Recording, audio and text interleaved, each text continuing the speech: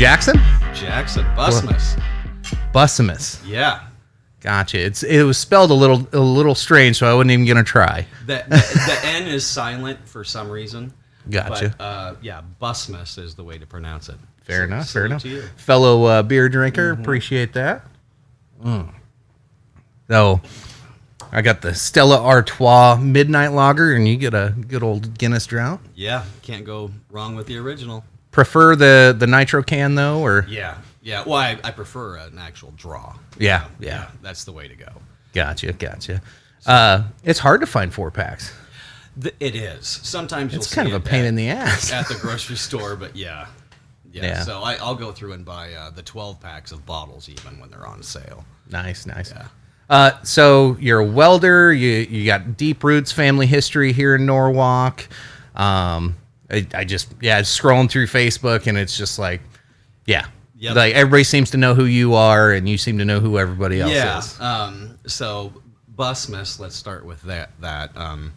Anyone who hears the name, now that you've heard it, you're like, oh, well, I know. Right. So anytime someone hears my name, they say, "Are you related to?" And I stop them right there. I'm like, yes. Every single Yes, one in the United States, I am related to. We can trace our name, our family, back to 3 brothers. Oh, cool. Back in black and white days that came over on a ship, one of which was in a barrel hiding. Really? Yes. So when Facebook came around, you remember how cool that was when Facebook first started? Yeah. Like you're talking to your buddies from elementary school. It was Yep. awesome. Well, we had a bunch of Bussanmas people start reaching out. And they all had the same story. That these 3 brothers came. They made it to Iowa. There was some sort of scuffle. And 2 brothers went down to Texas. 1 brother stayed here. And so through the world of Facebook, that's exactly how it was, because that's the same story they had that we had. So most of the Bussanmas family stayed in Winterset, Indianola, Norwalk, and then, as we've grown, they, moved further out of state even, Right. So pretty cool. I've been here in Norwalk for, 23 years. I'm not a native. I went to Ankeny. Gotcha. And then when I was a young man, I was a little rambunctious. We all were. Yeah. Most of us. And I moved to Illinois with my dad, and then on my 18th birthday, I moved back. Gotcha. Started college at Upper Iowa, and it was my first night, and I got served papers. Really? I did. They're like, we found him. Exactly. So, and my family's pretty great. And they've instilled some really good things. Well, it turns out I had a daughter. Oh, This is before cell phones. Before you could just track somebody. And just kind of happenstance how I moved to Illinois after my parents split and blah, blah, blah. Well, within about 3 years, I got custody of her. Nice. And I've lived here ever since. It's been a great community. So many good things. The old Norwalk was so small. Everyone knew everybody. Right. And now it's growing so big. Right. Super fast. Yeah, it reminds me of Ankeny growing up. I don't know if you're familiar, but Ankeny was a super small town. Yeah. And then, boom, it blew up. Yeah, now it's just like an arm of Des Moines. Yeah. And Ames, really. I mean, I say I moving here now at this stage. I really consider Ankeny and Johnston, Grimes, Waukee. Those are all pretty much Des Moines now. It's just it all just runs together. So yeah. When everybody's trying to tell me all the little town names and suburbs, I'm like, yeah, whatever. That's like North Des Moines. Yeah. It's like well, when we used to wrestle Waukee growing up in high school, junior high, I mean, it was like an hour drive there. Yeah. I mean, but now just with the bypass and how the interstate's set up, man, you're 12, 15 minutes from anywhere, really. Right. So. Now it is kind of nice though. I come out of Sioux Falls, and Sioux Falls it's smaller obviously than Des Moines in the area, but it was kind of a pain in the ass because you have the interstate splits off into a Y, But if you wanted to get in between that Y on the north side, it's going to take you like an hour to get through town. But Des Moines, hell, you can get anywhere like that. They did a pretty good job with it. I've seen several city layouts where you're just like, what the hell are you guys doing? But no. Go to Missouri. Yeah. Oh yeah. Yeah. Good luck. Good luck. Yeah. Yeah. So Sioux Falls, I was just mentioning that I was up there. So I'm a steam fitter by trade, and I've been in Local 33 for 23 years now. Great trade. I mean, taught me a ton of things. But I specialize in anhydrous ammonia refrigeration. Gotcha. And I was with one company for 21, 22 years of that, and then just opened a branch here in Des Moines for all temp refrigeration and growing. But one of my tasks is I went up to Sioux Falls, and that is anhydrous ammonia refrigeration. I spent a lot of time in packing houses, bottling plants, things like cold storage. But I think it was a John Morrell packing house up there originally. Now it's a Smithfield, but that is the largest packing house I've ever seen in my life. Yeah. To the point where I wasn't I've been in 1,000 of them. I didn't feel comfortable walking around by myself. Yeah. You'd get lost. Oh yeah.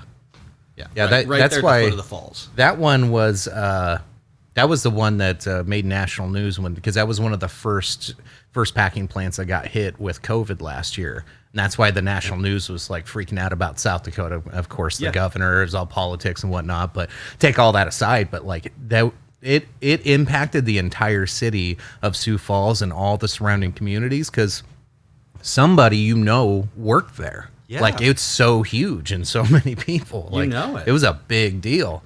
That and so with COVID, especially starting a business during COVID, a whole new branch has been difficult. But I got to hand it to Smithfield. They're really jumping up and doing the right thing and going through all their air filtration systems and making sure that their employees are safe and healthy and good on them because not everybody's doing that. Yeah, just that meat packing plant. Like nobody ever would have thought that what you got to do to keep your employees safe through that. Like and the start of COVID, it wasn't just there. There was other ones. I was working in Minnesota during that time too, in the the southwest corner, and so there's like Worthington. There's another packing plant. They're just completely decimated that town. Like with how many people were coming down with COVID at that time. It was just like holy hell. Everybody was, I've done a ton of work up there in Worthington. Worthington's a cool little town. Yeah.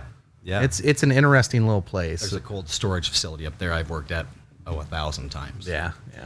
It's you mentioned that you were living in a hotel, for work. Man, I feel you. I did that for 15 years straight. Oh yeah, that's tough. Yeah, it's hotel living. Like everybody hears you. It's tough. It's hard to do in time away from family. That's one side of it. But like there was problems I had with it. Was I'm a very addictive personality and put me in a hotel room, I'm bored. There's nothing to do. So, the first couple times you're like, this ain't bad. Grab 6-pack of beer, go hang out in the hot tub. But you can't do that every night. Nope. And so it's like, okay, I'm going to try different restaurants or places to eat. That gets old. Yep. And I'm going to go to the gym now. Right. After working 12 hours. Yeah. Well, and then you're like, well, no, I'll just get up at 4 a.m. and go do that because what else am I going to do? It's like you get so bored. I got to the point where I was packing an Xbox One with me. It's hooking. I was hooking up to their crappy internet, and I'd be jumping on with my brothers trying to play games online, and I'd be lagging out like hell, but I didn't care. Well, originally, like the original Xbox, we were bringing a guy that was traveling with me. We'd both bring one, and then we talked the hotel into letting us have 2 TVs because we were there every week. Sure. And then we do the landline even to play Halo. Oh, just Yeah, just to stay. Oh, Halo, what a great game that was. Yeah. I miss the good old days of the fun Halo wars. Yeah, we can't play now. I mean, when you get online, you can get your ass kicked. That's what I mean. And all the kids make fun of me, so I'm like, well, I'm not playing no more. Yeah, it's a different world online today too. Yeah, it's funny. There's that one meme of like Call of Duty back in the day when it first came out, like people shit talking each other Yeah. on there. It was rough. It was mean, man. Like you couldn't take things personal at all. And now everybody's like, "Hey, good game, bro. Good game." You whatever. Like Everyone gets a participation. Yeah. Participation. Trophy. Exactly. Yeah, for sure. It's weird how it's all developed, and I still jump on Call of Duty every now and then. I get my ass kicked, Yeah. but I'm the youngest of a lot of brothers. Right on. And a good chunk of them still jump online and play. You know, I got one brother's big into World of Warcraft and computer gaming, and he'll whoop my ass in about anything. But yeah, video games helped raise and discipline in a way. Like we're amongst that generation to where, like, if you weren't heavy into sports or anything like that, it was my brother taught me how to deal with loss over and over and over and over. And then when you finally win, it wasn't good enough. You gotta try again. You gotta beat me again. Oh man. I remember crying at like 11 years old because I beat my brother at Mortal Kombat for the first time ever, and he was so pissed. He goes, "We're going again." And I'm like, "No, dude, I finally beat you." Like 23 and a half hours later. Yeah. No doubt. I still remember that, like, Yeah. very clearly, like that moment of just because you won. Because I was like, "Yeah," and I'm out. Don't get cocky. Yeah. Don't over it, because that's what pissed him off and made me sit back down and play pass. more. I'm like, oh, The boys and I were playing Fallout. And awesome game. There's Fallout 4, and I think we made it up there. Like, we beat the game, and I was like, well, let's try to make it to level 100. Which, everything's already done at that point, but you're just going through and doing every small mission you can. And I think we made it to like level almost 90, to where we're like, okay, that's it, no more. And then the new Fallout 76, it's all online, so Yeah, I don't have it in me to get online.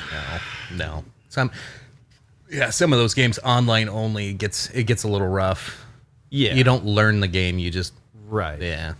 Yeah, it's pretty tough. So I take it you were like, go beat the story mode and then Yeah. And we'd play in tandem where we'd have different profiles, and keep going. Oh, yeah. Both of us. And, well, where'd you find that? And, yeah, pretty cool.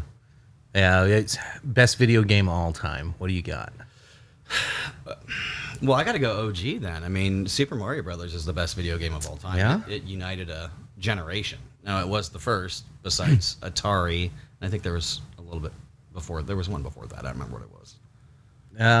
Well, Atari was the first like real one. One that went widespread. Yeah, of the consoles. Yeah. But I remember I never had one growing up. Yeah. We didn't have that kind of household. Yeah. But all my friends did, so we were always over at their house playing. Sure. And then, but we still spent so much time outside. Yeah. Oh, yeah. Even with video games and consoles, we were still outside all the time. Yeah. We like mom would be like, out. Lock the door, come back at lunch. You can have something to eat. And you're back outside again playing baseball or whatever. Oh, for sure. Yeah. I had a couple of buddies. We went through like a top 10 list of our favorite video games of all time, or I think we named it the greatest video games. Mm-hmm. It wasn't our favorites. It was just the greatest. Mm-hmm. And went through, and I gave one of my buddies so much shit because he said Cowboy Kid was the greatest, and I was like, it's one of those rare gems. Like, you can't find the game. If you ever find Cowboy Kid, buy it, because it's one of the rarest games ever, and there's a reason for it, because nobody liked the damn thing. Right. And he's gonna listen to this and shoot me a text and get all pissed off at me now. But I feel you. I said Minecraft just because of the sheer scale of it. True. And how long it's been relevant and on multiple platforms. Like, my kid started playing that when he was like 7, I think, and he still plays it at 12. Yeah, like, same thing at my house. How do you feel about that game, though? So back to the hotel thing. Mm-hmm. Well, I'm sitting in hotel rooms, and like, that was like perfect for me to keep me, one, out of trouble. True. And to like spend time with my kid, because I'd get online with my kid. We'd play Minecraft together. I'd just go dig tunnels, and then we'd build big, huge things, and then we'd go light everything on fire. Like, it was like, To me, like, it just didn't have a good story. I get, there's no story. And I don't know, it felt kind of like Tetris in a way. Just kind of mechanical. Yeah. where I'm a cinema guy. I Yeah. love movies, and that's What's gonna happen next? Yeah. So, Metal Gear Solid type yeah, storylines. yeah, Snake. Yeah, for sure. I definitely played all of that. So you were saying, like the best of all time, but not your favorite. Right. So right. like you can do that with movies. Oh, yeah, Like Avatar is probably the best movie ever made. Might not be your favorite, Right. but it's probably the best. Queen is probably the best rock band of all time. Might not be your favorite. Yeah, but probably the best. Yeah. There's a lot of those comparisons you can make. For sure. Yeah. God, I miss Halo. As soon as you said that, I was Yep. like, we're gonna nerd out on video games real quick. Yeah. Yeah. So my daughter, who's 26 now, her boyfriend Gavin was just telling me this weekend that there are tournaments in Halo 1 Oh, they're still. that it's all a LAN tournament, and then Really? I think it's going on this weekend, and I don't remember what it's called, but it's all broadcast, and it's every map, and then specialty maps that have been made with the Halo 1 regens and everything. Oh, cool. So it'd be, yeah. That'd be pretty cool. One of the favorite. I kind of lost interest in Halo around Halo 3 time. Halo 3 was still fun. Yeah. The best thing that you could do on that one though is you could create your own map. Yep. And you could put things in they had that one that was like zombie mode until everybody got got sorted. Like it was last man standing pretty much. But there was one we made. It was called Sharks and Dolphins. You did it on the beach, and you built. Nice. It was like the beaches of Normandy, pretty much, Yeah. and you had to start in the water, and all the zombies were coming after Towards you. Yeah, the one guy was up on top of the water or top of the hill. Everybody spawns in the water, so there's nowhere to go but towards him. You've got to rush and it. everything else was blocked off. So it was Yeah. like, but there was it was pretty insane. Some of the ways we built it. Yeah. No, it's a lot of fun. Yeah, Yeah. and just all kinds of memories coming back now. Of Halo. Right. Yeah. When you think about it, that game's what, 20 years old? Yeah. I mean, God, I can't remember when that came out, but it's been a while. yeah. I mean, probably right around the turn of the century. Yeah, that's crazy. Yeah, for sure. No.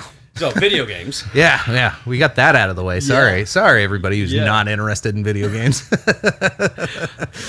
I think everybody's had a little bit of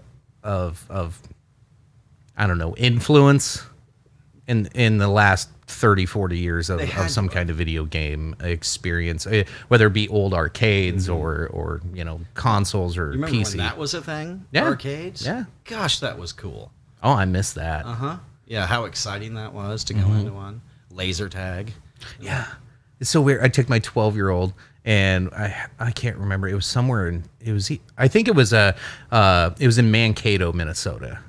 We were going to go to the Mall of America, but all kinds of stuff was going on in the city. And so we just screw it. We'll stay in Mankato.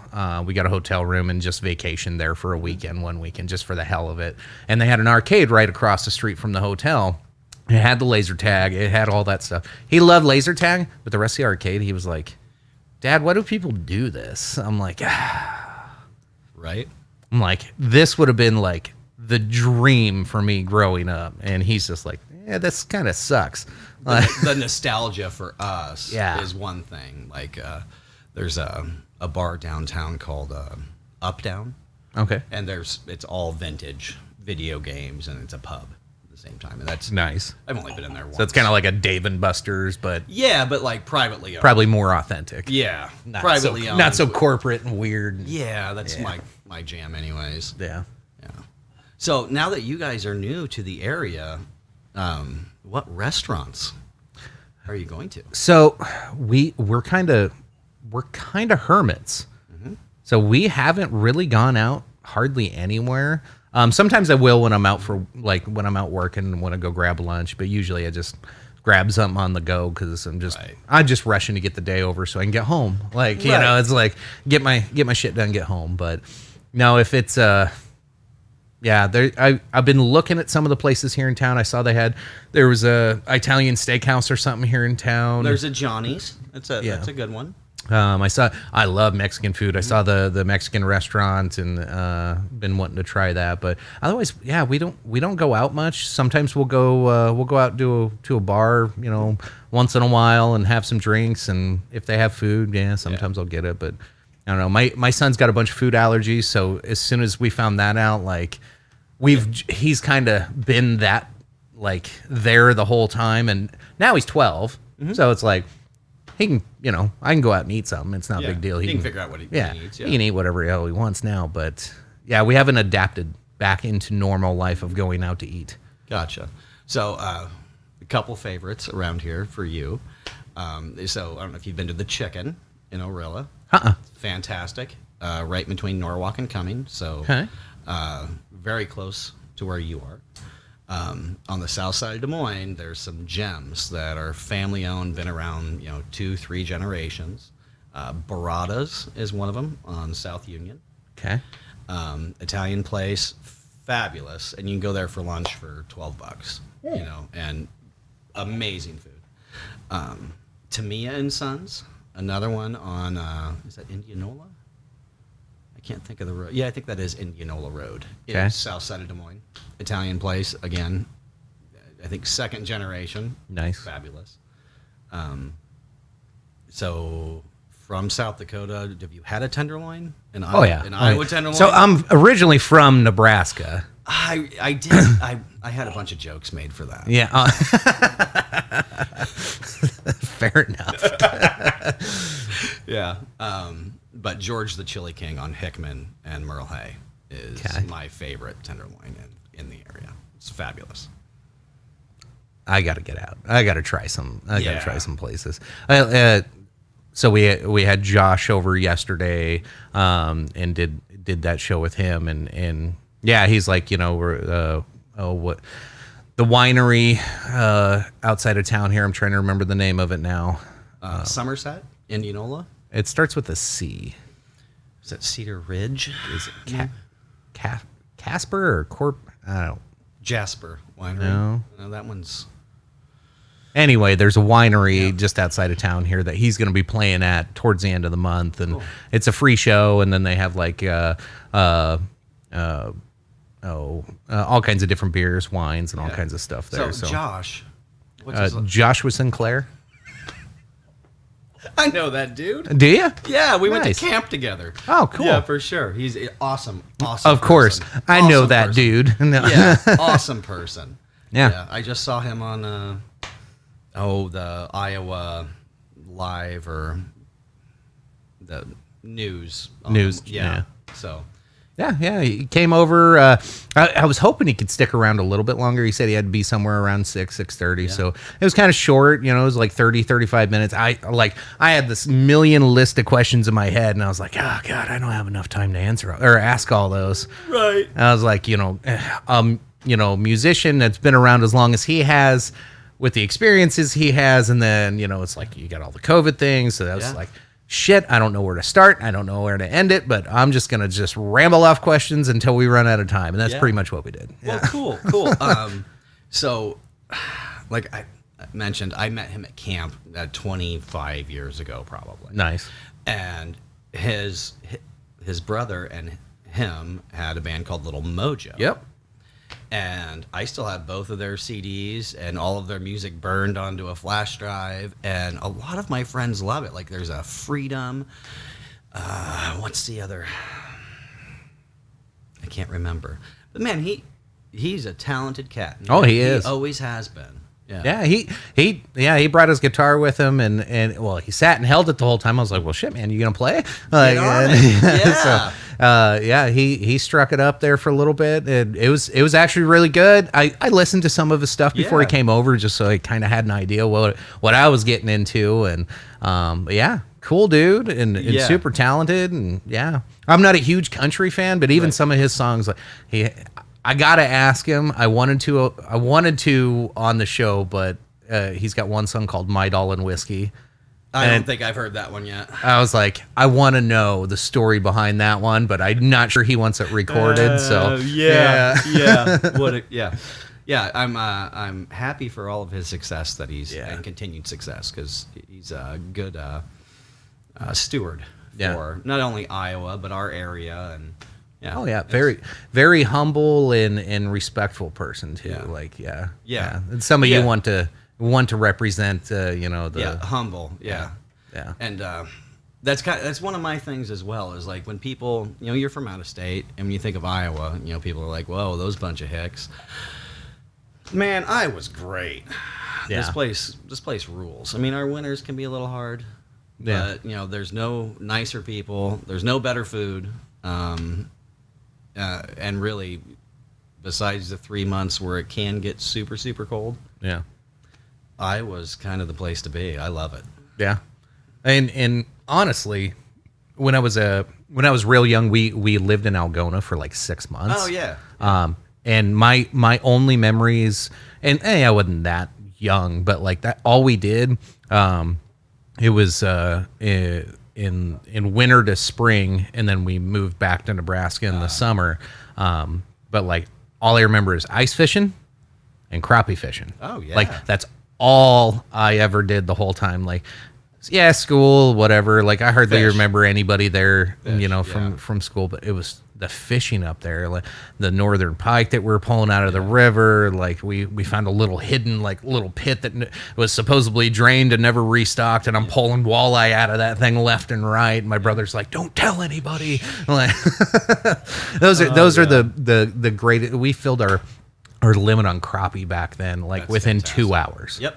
Like between two of us, we're sitting there on buckets. Yep. Like, that's how you grow up. Yeah. That's the most beneficial way. Get outside, get fishing.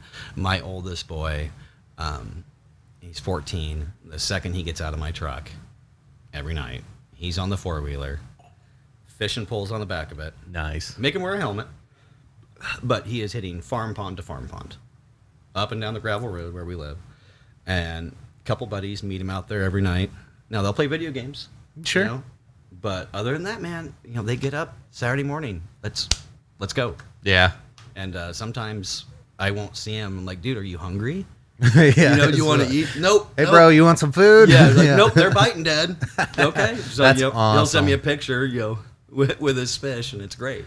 Yeah. My father-in-law was up here for the last week. He just left this morning.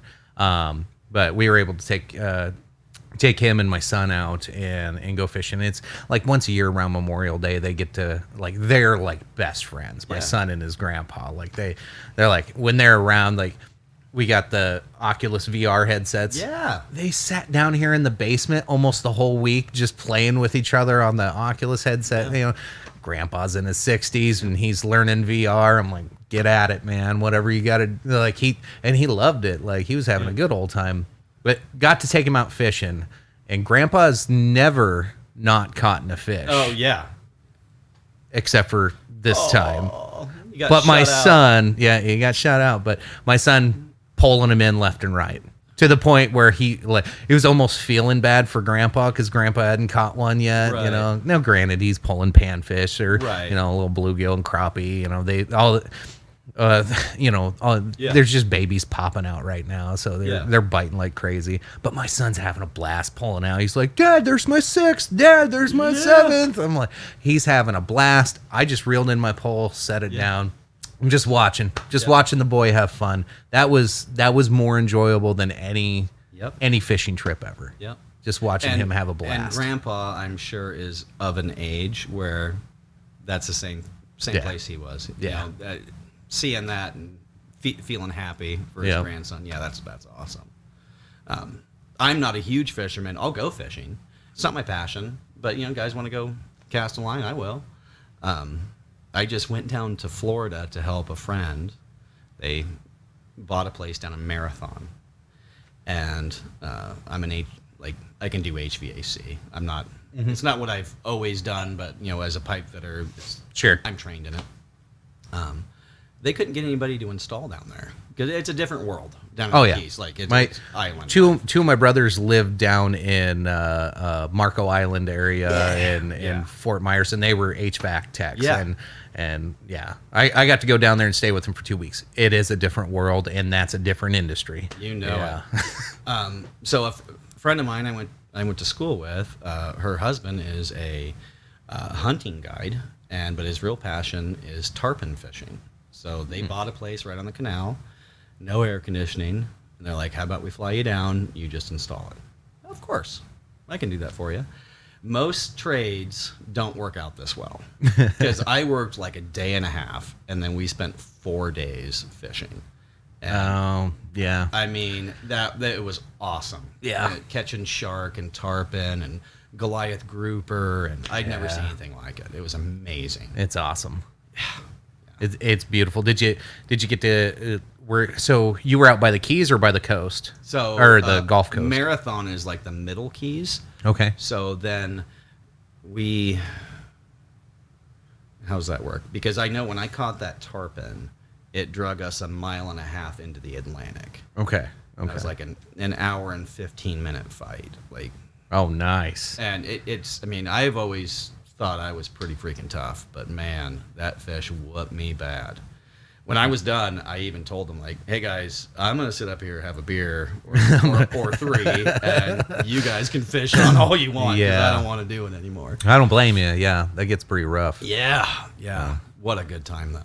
I loved it. I went out there a couple times, but my favorite time though, I was younger, and my brother, one of his work buddies, took us out on a boat, and like the funnest part about it, sounds dumb as hell, was just they tied like a 10-foot long rope out of the back of the boat, and the water's so soft because of the salt. Yeah, and you just hang on to that rope and just float.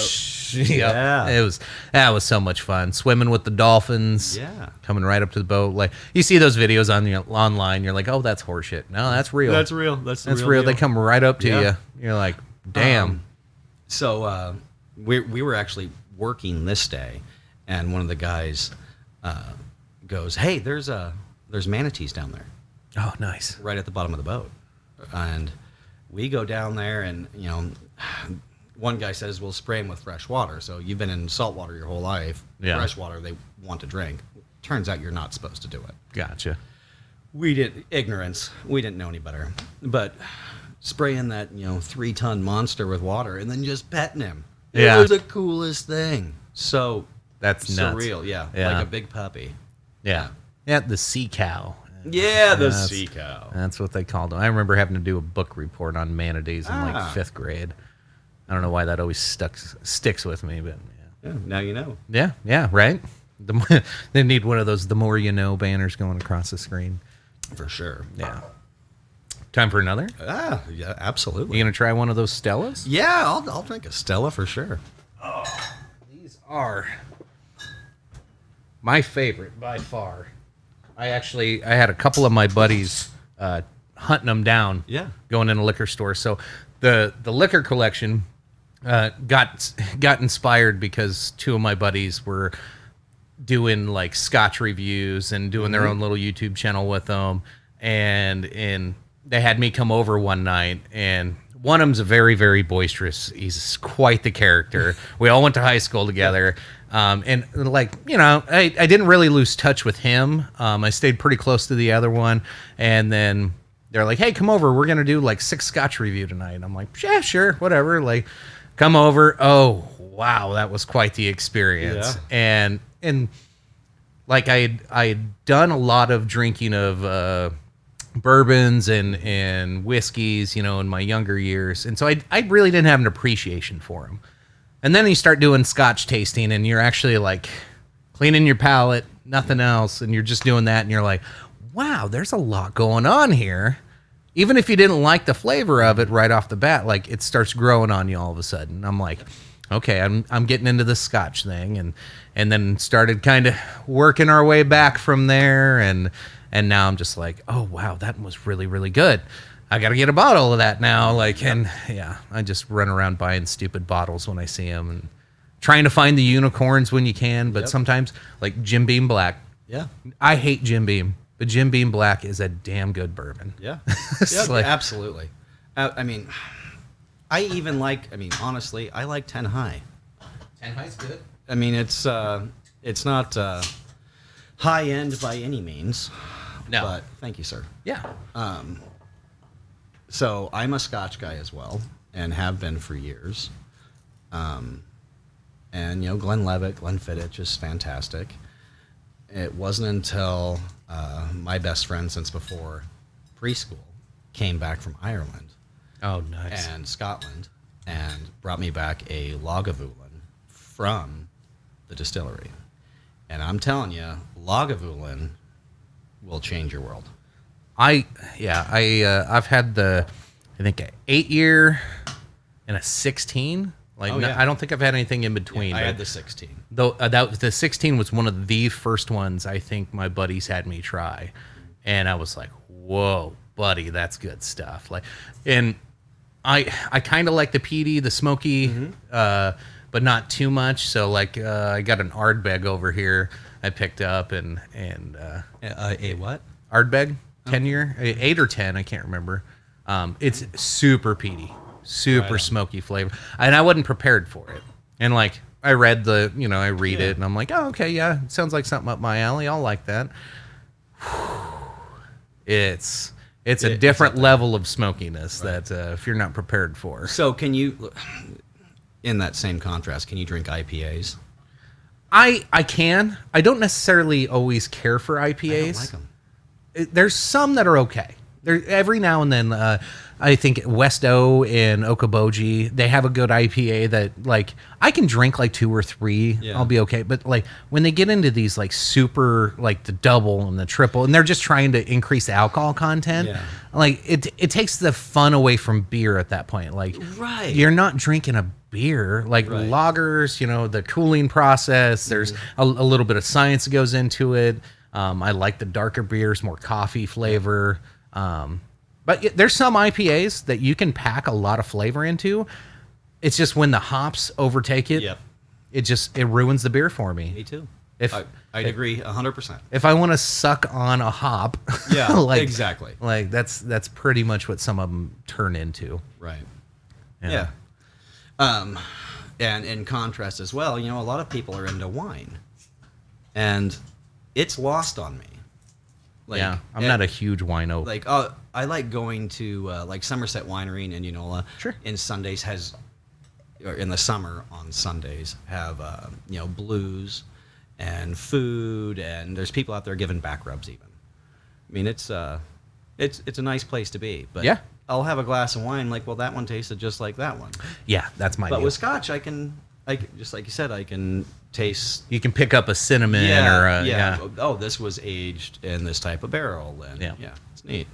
Yeah, I'm the same with wine. I've never really liked wine that much. There's only a couple now I'm trying. Everybody in Nebraska is going to be pissed at me, but there's a local. It's famous in Nebraska, I guess. It's James something. I can't remember, but they make a pretty cool. It's like a blue bottle, German style wine. Oh. And people at holidays will always be looking for it and Gotcha. and bringing it back home. It's like Dorothy Lynch. You can't get it in certain places. Gotcha. So Runza, it's this gem of the Midwest that you got to pick up. But yeah, other than that, that one I kind of like, and but otherwise, then they're like, "Well, try the sparkling wine." I'm like, "Just give me champagne then." Wait, you gotta sparkle everything up for me. Can I just drink beer? If the real stuff isn't good, Right. you ain't got to church it up. There you go. Yep. Gosh. So, Nebraska. What part of Nebraska were you from? I moved around a lot in Nebraska, but I was born in York, but we grew up in Utica, which is 16 miles from there.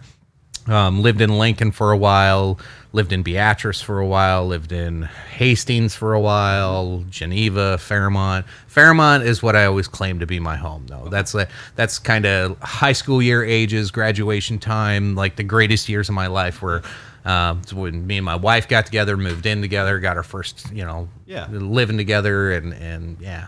Yeah, fantastic. Like we were talking, I traveled for 15 years, so Nebraska, I almost made Omaha my homaha. Yeah. At one point, and worked in Lincoln and Crete, Hastings, Dodge, Nebraska, all over. So I like to jab at Nebraskans, but Yeah. Lansky's Deli's pretty good. Yeah. So's Anthony's Steakhouse. That's a pretty great place. I always enjoyed the food in Lincoln. Out of everything in Nebraska, I'll shit on Nebraska before anybody usually. Living there my whole life, it was so boring. It's like find the most boring spot in Iowa and then extend it 500 miles. Yep. That's Nebraska. Like that's seriously, there's nothing interesting to look for, except for a pile of ruined cars that they call Carhenge. Like Right. really, like. Yeah, once you get west of Lincoln, I mean, there's nothing until you hit Colorado. But yeah, like Lincoln, that town, the atmosphere, it's so fun. Yeah. Yeah, Even Omaha, but Lincoln, it's a different buzz, especially, you get the football thing going on. Like that's always a huge deal. But, the marathon runs that they had there, the local pubs and breweries they had there, the downtown Haymarket and like all the food down there. Like even when my kid had allergies, luckily when I was working in Lincoln, my coworkers like forced me to go downtown and try a bunch of different things. My sister lived there too. She'd force me out. They got a Starlight Lounge. It's like old 50s style type saloon type. It's all the waiters and waitresses are all dressed up like they're in the 50s. Oh, cool. And like real cool cocktails. You can get a real good old fashioned there. Yeah. I was like, I like it's expensive, super expensive. But it's just that the vibe of going there just for the experience. Like I loved it. That place was so cool. They got a Buzzard Billy's. Oh yeah. Yeah. Great Louisiana style. Some good food. So I built a chicken facility in Waverly, Nebraska. Right outside of Lincoln. Yeah. Yeah, and this is like 2005, I'm thinking. And it was probably my second big construction project I was ever in charge of. And so I had like 15 guys out there with me. And to travel, to go for breaks, it got really cumbersome and was cutting into the bottom line. So I was like, all right, Sure. guys, how about this? Let's go and take our lunch at 9:30 because this place right here still serves breakfast up until 10. And then we'll work the rest of the day. And instead of getting off at 5:30, you get off at 5. Cool? Right. Everybody was for it. So here, 15 of us would walk into the sports page there in Waverly. Nice. Best breakfast I ever had in my life. And they loved us. And they'd put tables together and it'd just be a sea of plates. And everyone would eat their fill. Nice. And take about a 10-minute nap in the truck. Yeah. And then up and, working the rest of the day. So it was good. Yeah. When you find those spots, have you ever had that where you have that memory of how good the food was somewhere? Oh, yeah. And you go back like 10 years later and you're like, oh, this is going to be awesome. And then you eat it and you're like, that sucked. Peanut butter cheeseburgers What? in Decorah, Iowa. Yeah. Never. Yeah. I'm adventurous, but I'm not that adventurous. I don't telling think ya. I'd ever try it. The second one, you'd put ketchup and mustard on there. It's pretty freaking good. Really? Yeah. That same thing. You're like, and the owner of the place, T-Box up there, talked me into it. Yeah. He said, if you don't like it, I'll make you whatever you want. All right. Well, you can't go wrong there. Yeah. Yeah. Damn it, I'm probably going to want to try it now. Yeah. Oh, yeah. You can make them at home real easy. Real easy. Yeah. In Sioux Falls, though, in just this last year, I'd never heard of it. Is it not Chicory? Chislic. That's the one. And they looked at me like I insulted their mother when I asked what it was. Yeah. And they're like, well, that's the state food. And I'm like, It's good. the one I had wasn't. It was Yeah. at a hotel. Oh, yeah. So- Never trust the hotel stuff. Yeah. So I need to find next time I'm up there. They have specific Chislic restaurants up Yeah. there that's their specialty. That's their Gotcha. main course. Like they got some kind of mediocre ones if you just want to dabble in it and try Right. it. But yeah, they got some really, really good ones. Okay. Well, I'll give it another whirl around. Yeah. So, It's worth it. all right. You find the good places there. It's definitely worth it. Okay. Yeah. Well, I like beef. Oh yeah. Yeah, Can't go so- wrong. Yeah. So, boy going out fishing all the time when he gets off, gets at it, or when you get home from work or whatever. That was one thing I noticed. Was it Lake Aquabi? So we went down there 2-3 different times. Holy shit! Like everybody's got a pond in the back of their freaking farms out there. Yeah. Like holy hell! Yep. I couldn't believe it. And so what you guys should do is go out hunting morel mushrooms. Right? Yeah. The season's over now, but Yeah. but then you go up to those places with farm ponds, knock on the door, and give them a bread sack full of mushrooms. Make friends, and then ask, "Hey, my boy really likes fishing." Nice. Then they'll let you. Yeah. Yeah. I should mention my other son, my youngest son, is pretty cool. Really into baseball, and season's almost over now. Just in the Twin Rivers League here, and he plays some video games as well. But pretty cool kids. And like I said, my daughter's 26. She's already off. She'd already owned a company now for 5-6 years, and then pulled the pin during COVID and moved up to Marion with her boyfriend, and they're on their way to Chicago. Nice. So how old were you when you found out? I was 18. Yeah. How old was she at the time? She would have been 2. Gotcha. So that was a quick kick in the shorts. It was a dare to be great situation. Yeah, That's what it was. That's a good way to put it. Yeah, and I remember, well, you know what? I'll just say it. I was bad news as a kid. Like I was not a good person. Like I had it in me, but I was just doing stupid things. Right. And it wasn't until her that I was like, "All right, Jack, it's time to do something. Yeah. Get something going with your life. You got something to live for, and be responsible for." The best thing that ever happened to me. Yeah, honestly. That's awesome. Yeah. Like kind of out of left field, out of nowhere, and then it's Well, and you remember, like, my family's great, but even they were like, "Well, what are you gonna do?" Well, Yeah. I guess I'm gonna dig in. Yeah, I got to figure this out. Yeah. And luckily, my aunt who lives here, and that's what brought me here. I had a basement apartment in somebody's house, where I was like, "Well, she can't stay here." Right. And plus I got, I'm still going to have to travel. So I called my aunt. She's like, "Well, grab your shit." Yeah. Yeah. You can live in this basement, and they're gracious enough, great family to just say, "Yeah, we can do it." Yeah. So pretty awesome. I've seen others given that opportunity, the and not Rise to it. Yeah, and sadly, miserably fail or not even try. That's probably the saddest moment. The ones that tried and still failed.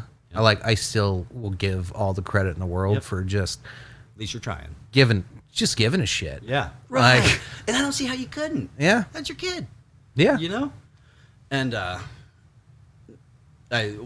when this story comes up, something I do like to put out there. There was a lady that worked at the company that I worked for, and we didn't get along. She wasn't very nice to me. But she did something that I wasn't aware of until about 2 years later when I got custody of my daughter. And so the paperwork's filed, blah, blah, blah. I've got to go down to Department of Human Resources or Services or whatever and fill out some paperwork because now I have custody of her. sure, And there's an issue of back child support. So, like the 2 years before I knew her, there's several $1,000s there that I wasn't even really aware of. right, Well, this lady who I didn't like, she didn't really like me, started taking $25 out of my check every week without me knowing and putting it towards that back child support.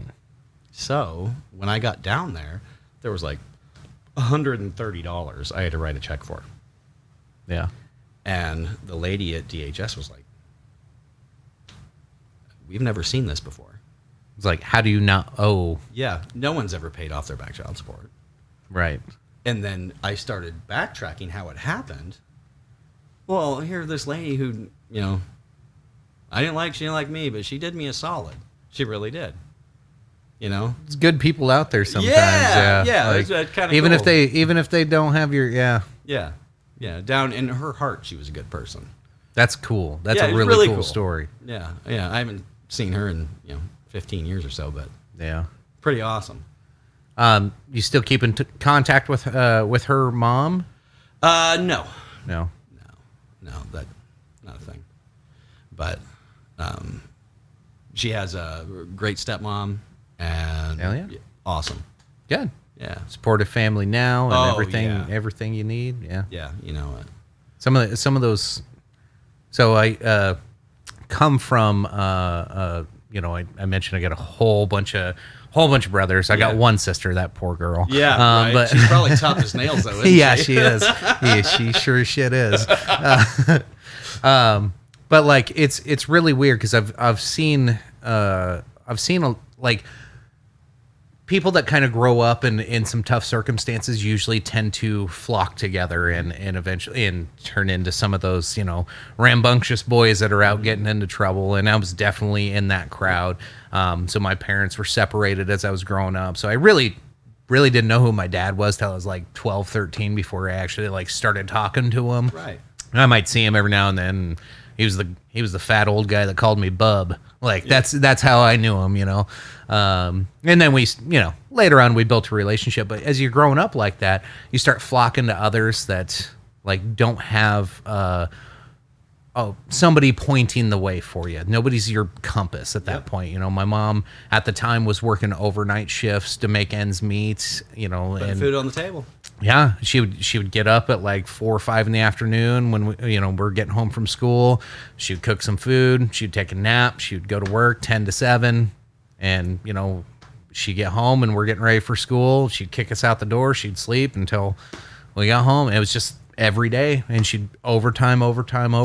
Like she did what she had to do and for her it was 7 kids that she and other ones that weren't in our household and kind of from different marriages and stuff on top of it. But she raised 7 kids and the last of us, me specifically, all 18 years like on her own for the most part, and so like I have like so much respect and pride for what my mother did and how she made it through. And a lot of my buddies, like you got those childhood buddies that, what did Craig, when I had Craig Langford on here, he called one of his best buddies, Privileged. No, it was, the most successful fuck up or something it's like something a lot. He was the phrasing was way better when he said it, but I was like, when he said that, I had 3 names pop into my head right away. I was like, I got some old buddies that like, if they called me up and said, dude, I'm in a jam. Yeah. Like I'd be there for him in a heartbeat. Like I haven't seen him in 5-10 years, but like, I got you, dude. Yeah. Like you grow up with some people, you just take care of them. But yeah, it's that flocking of people that didn't have a compass.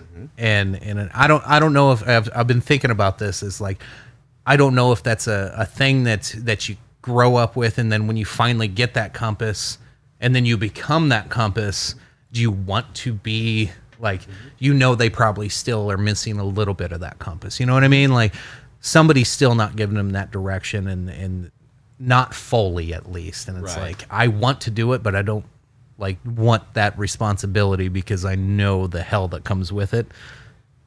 Right. Yeah. Well, first off, bless your mom's heart. I know, what a right? hard working, salt of the earth person, to Cheers to Mrs. West. You know it. But like you're saying, you never, I guess the gist of what you're saying is you never know what you are to other people. Right. And people might flock to you for some reason because it's a safe place. Sure. And maybe you end up being that direction for somebody. That's why when now you see a kid, that's out there, doesn't have anybody to play with, you go try to push them. Yeah. To go, hey, go interact. You'll be okay. You'll get some nicks and bruises along the way. What's the worst that could happen? Yeah. Yeah. But you got to try, dude. You got to get out there. Yeah. Yeah. There's a lot of people that need that. Yeah. And they're afraid to ask for it in a lot of different ways. And yeah. I always have had a compass, and I don't know. Both my parents were there. Great. I was too wild to handle growing up. Sure. And it's when, so I was a Boy Scout, and I ended up going to Philmont. I don't know if you know anything about the Boy Scouts, but it's an adventure camp once you make Order of the Arrow. And you're 14. It's 2 weeks in the mountains hiking in New Mexico. Eating space food. I didn't eat anything. I would eat pasta. I would eat grape nuts, and that was about it. Yeah. I didn't eat a lot. Well, when you go up there in the mountains for 2 weeks, there's nothing. Not a food source. Yeah, you have space dried food. That's it. So when I came back, I'd eat anything. Yeah. But my late grandmother always said when he came back, he was just different. And I always had this direction. I was just going to go and do whatever I wanted to do. Luckily, when my daughter came along, it just kind of all blended together to where I was able to be a functional member of society. Do you think it was that you knew that you could do whatever you needed to? Yeah. You didn't need. I never needed anybody. Yeah. And I wish I did. That's probably my biggest downfall. Yeah. I mean, honestly, Yeah. Yeah. That's a good problem to have. Yeah. In a way. Sometimes. Yeah, sometimes. Yeah. Yeah. Yeah, because I'm the guy it's just easier if I do it myself. Yeah, that can get in the way sometimes. So this slows you down in the long run. I mean, so for example, this was a tough weekend. There's a lot to lay on you. Bring it, man. This was a tough weekend. So Saturday morning, I got a phone call from my mother in Ankeny, and my stepfather died. Oh, out of nowhere. Damn. And very traumatic. I'm sorry, man. That sucks. Yeah, rough. So I went. Of course, I'm the only one here. So my sister lives in just outside of Detroit in Birmingham. I rushed there. Sure. Not knowing the full situation, but when I got there, the ambulance wasn't there anymore, just the police car. So I knew walking in, and I got to take my mother to the hospital, and sit with my stepfather's remains until the Iowa Donor Network shows up, 5 hours later. Right. And also, I'm going to change it. I'm not a organ donor. I'm going to be. That's a selfless gift you can give. Yeah. Get over your phobias. Put it on your license. You're going to save somebody else's life. So Saturday was rough, but Friday my work truck broke. Shit. I hop into my personal truck. I pull out of the driveway, and the brake line explodes. I have no brakes. Snap. Right, so I'm limping my work truck back and forth. Sunday, I'm still at my mom's. I get back to my house. I replace 60 foot of brake lines in my truck by hand, by myself. Ugh. No help. Gross. Bleed all those, get it running. Parts come from my work truck. I work all night. And then Monday morning, so we're a very tight family. My aunt and uncle Rick and Donna, who live here in town, and their kids, I've been close with my whole life, my first cousins, her father died. Jesus. Right? And his name was Kenneth Essick, and wonderful man. He lived to be I don't want to say it's a blessing, because it's never a blessing when you lose somebody. Right. But Kenneth was 100 years old.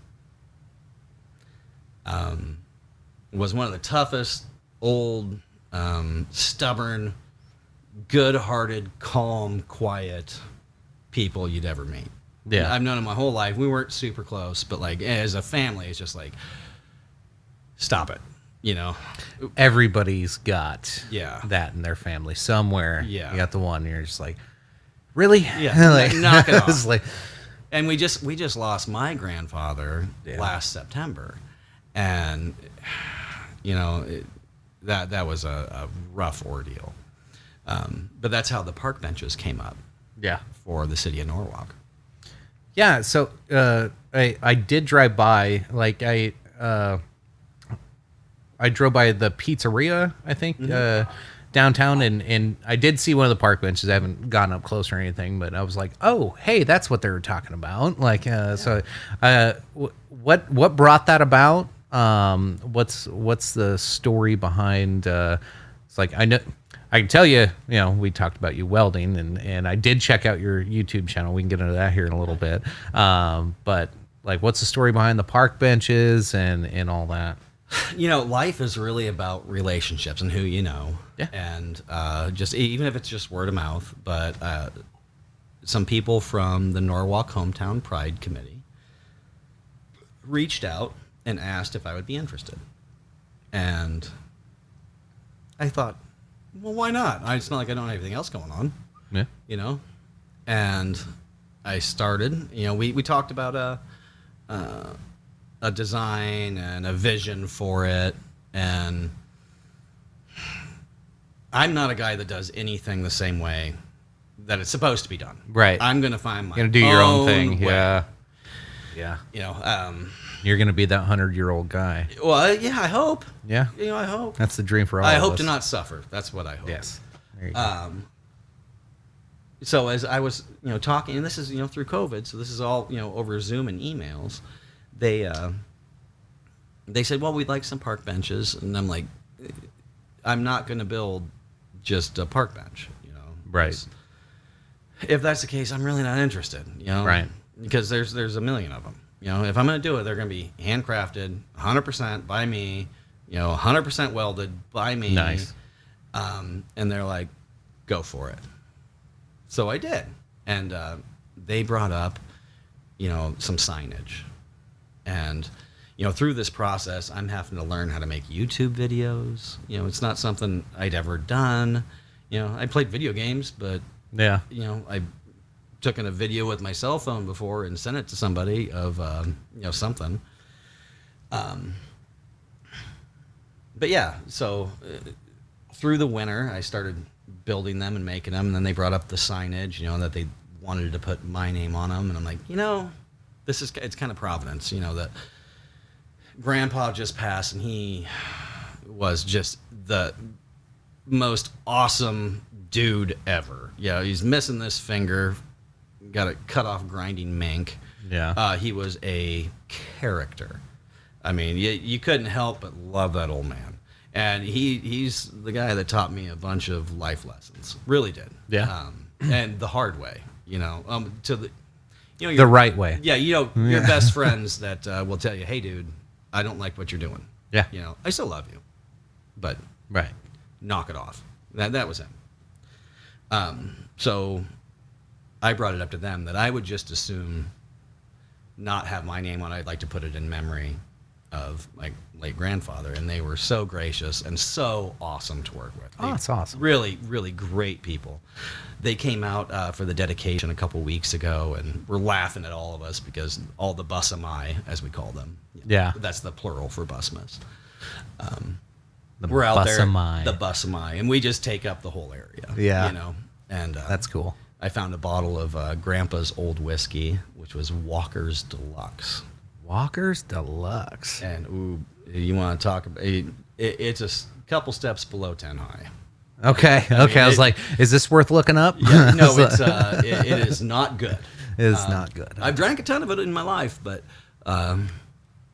actually a good friend of mine, Rob, when Grandpa passed, went through a broker and found a bottle and got it to us. Nice. So That's cool. We had a little toast. No, we didn't, but yeah, we did. Yeah. In solo cups, out of a brown paper bag for Grandpa. Sure. And but once again, the Norwalk Hometown Pride Committee, they really are doing some great things in the area. And it was so cool. So like my father lives down in Arkansas now. And when he found out that they were up on the square, that we really don't have a square, but that's what we call the square up there. Yeah. He just thought that was the coolest thing, that those benches with Grandpa's name up on the square in old Norwalk. And that's what I was telling the ladies from the Norwalk Hometown Pride was, it's so cool with how big Norwalk is getting, the new Norwalk, that we got to do something new in the old town Norwalk to, the legacies of the people that are here. That is awesome. Yeah. Yeah, really thoughtful on their part. Yeah, pretty freaking awesome. That is pretty cool. So those cheers to Grandpa and Thank those you. and those that you lost over the weekend. Oh, That's, jeez. that's a shitty deal, man. Oh, man, what it's like when it all hits though, it typically, everybody's like, oh, it comes in threes and Yep. things like that happen. Like in a however it happens, it is what it is, and Yeah. that it whether it comes in threes or slowly over time, it still sucks the same. Right. And who cares? Yeah. Who cares if it's in threes or not? Like, it's a shitty time. Yeah. You just don't want the ones you love to be suffering. And unfortunately, you and I are at the age now where the people who were above us are going. The baby boomers is what it is. Yep. It's just a time game. Yep. So now we have to be the adults. Son of a bitch. Yeah. I'm not ready. Yeah. Growing up was the dumbest thing I ever did. I tell you. Yeah. It's been very interesting. That every year I'm always like, man, I've grown up so much over the last year or two, and then every year I'm like, what the hell was I thinking 2 years ago? Yeah. I didn't know shit then. Like, How old are you? I'll be 36 here in a few weeks. So I'm 44. okay. So when you hit 40, you'll just wake up with like a random earache. Yeah, That's just yeah, how it yeah. works now. Like Yeah. you'll stretch or put your socks on, and now you've got a Charlie horse the rest of the day. Yeah. It's all downhill from here. Oh yeah, I'm waiting for it. I'm sure it'll come. Yeah. It'll come faster than I'm anticipating. But I don't know. It is really interesting. You still have that like every year you're like, Jesus, like still feel like you just become older and wiser, and you look back at yourself 2 years ago and go, God, he was dumb. I do that constantly. I try to be, very self-aware, but there's times where I'll start down a path and I'm like, pump the brakes a little bit, dude. Yeah. Yeah, you're better. Yeah. You can do better than that. You have Yeah. people that rely and look up to you. So It's hard to do that sometimes, Right. especially if you're having fun in the moment or Right. I call it blind passion sometimes. You think that there's no good outcome. right. Like it's a zero-sum game no matter how this goes. The worst that can happen's bad, and the best that can happen's nothing. Yep. And it's like, dude, like you gotta look at the outcome of this. Like Yep. this is going nowhere. Like Right. it always takes me a little bit. And usually it's the wife is the voice of reason of hey, like what are you trying to get out of this? And I'll be like, what am I trying to get out of this? Like it What seemed was like I- a good idea at the time, but What was I doing? yeah. Yeah. No, 100%. People always fish from their own pond of knowledge, so though I guess the older you get, you just kind of have to get a little bit wiser. Yeah. If you're paying attention. Yeah. If you want to be blind about it, well, you're going to find the end pretty quick. Yeah. It's hard to pay attention and get past that's the thing that I think that the last couple years I've always I get into these little rabbit holes, and then I'll just be sitting there and I'll like, do I really want to do this? Like I'm getting better about doing that. Sometimes even in conversations.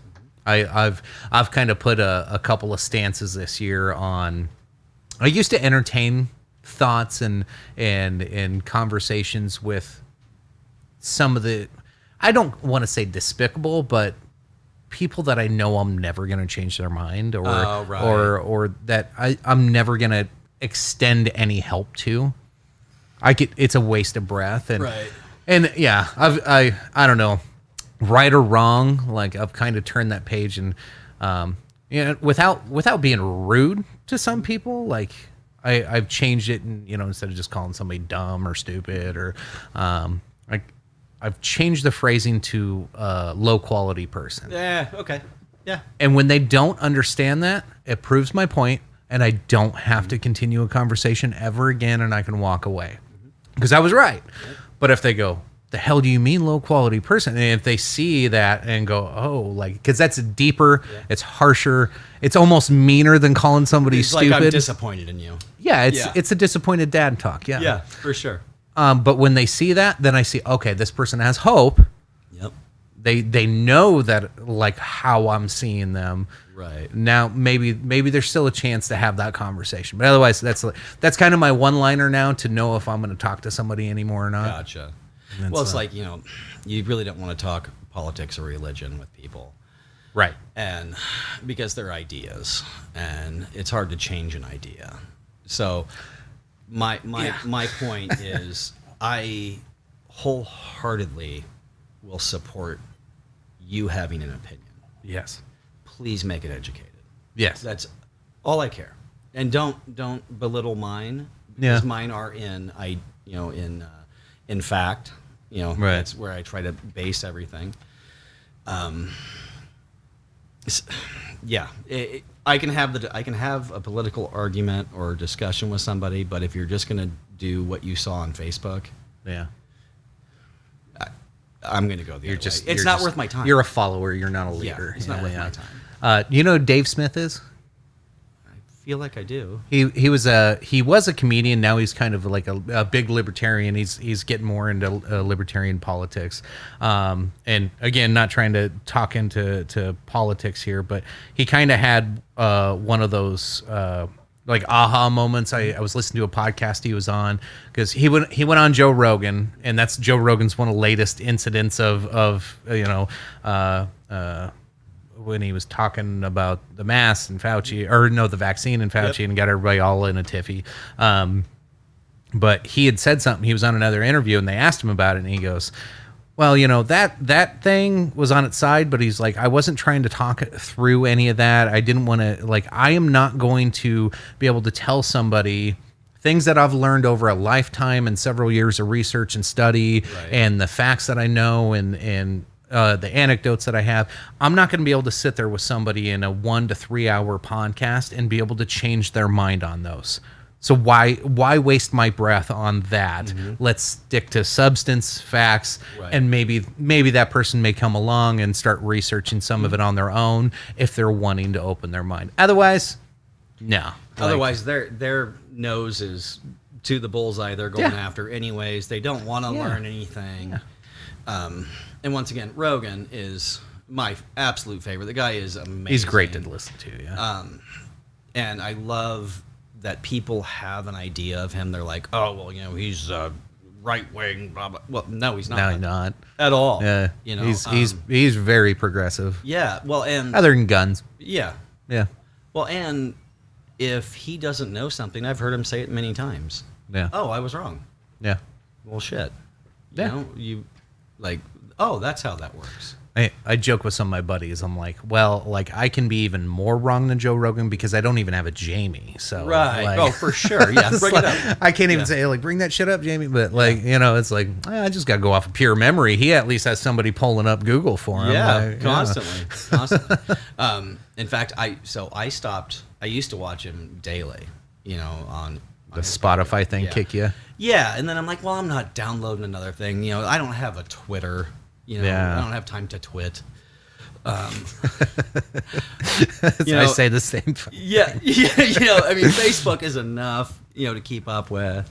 But just here last week, he had Adam Duritz on from the Counting Crows, my favorite. Yes, I listened to that one. All time. Yes. Of all time. That was a really good one. Most people, probably only remember Mr. Jones, but they have like 12 albums of amazing music. And I downloaded it, and now I'm back into it. They got to see Doug Stanhope again, and love it.